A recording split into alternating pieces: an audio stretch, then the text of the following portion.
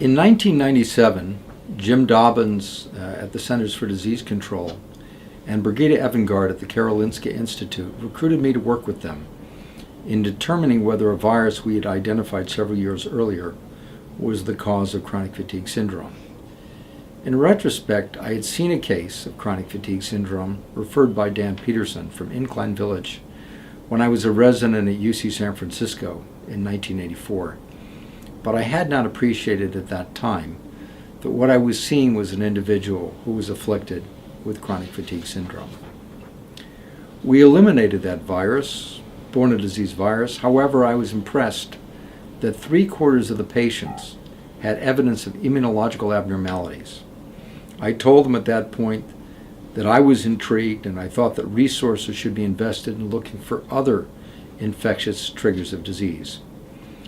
However, these resources were not forthcoming, and I worked on other challenges in subsequent years, but I never lost interest or hope that there would be other opportunities to contribute.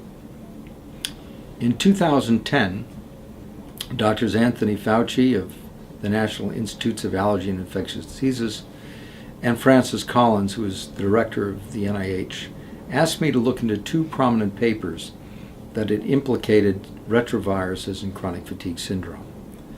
The result was that these viruses were ruled out, but my interest was rekindled, chiefly by the clinician investigators and the patients.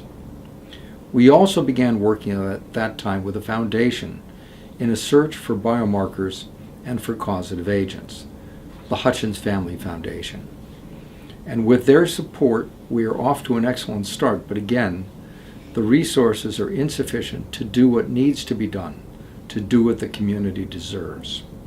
I am seeking your support to pursue a rigorous search for microbes that can trigger chronic fatigue syndrome.